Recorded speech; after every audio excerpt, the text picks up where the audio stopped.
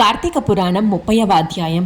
ఋషులంతా సూత మహాముని చెప్పిన పవిత్రమైన మాధవుని మహత్యం విని కార్తీక వ్రత మహిమ వినాలనే కుతూహలంతో, ఓ మహాత్మా, మేము కార్తీక వ్రత మహిమ వినగూరుచున్నాము.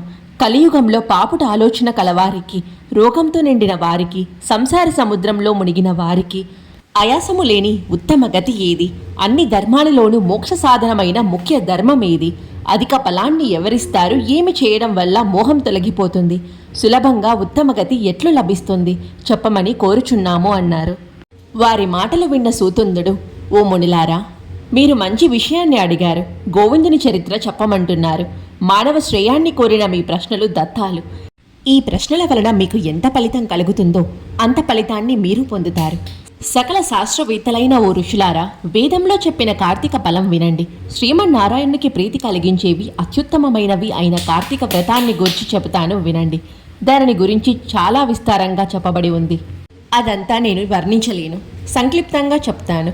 విష్ణు వ్రతాన్ని వినగోరేవారు సంసార సాగరం నుండి తప్పించుకుంటారు. సూర్య భగవానుడు తులారాశిలో ఉండగా కార్తీకంలో నారాయణుని భక్తితో పూజించుట, స్నానదాన జప పూజలు, నేతి దీపాలు వెలిగించుట చేయటం వల్ల జన్మాంతార్జితమైన సకల పాపాలు హరిస్తాయి. సూర్యుడు తులారాశి యందు ప్రవేశించుచున్నది మొదలు విష్ణు భక్తి పారాయణుడైన ఎవడు నెలంతా కార్తీక వ్రతం చేస్తాడో వాడు జీవన్ముక్తుడు అనబడతాడు.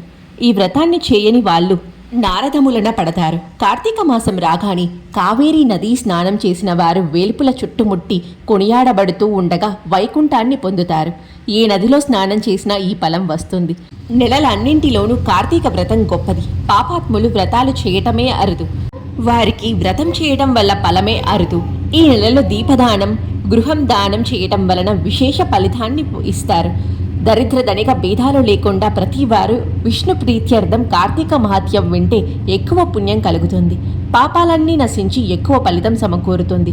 ఈ అధ్యాయం విన్నవారు ఇహపర సౌఖ్యాలు రెండింటినీ పొందుతారు.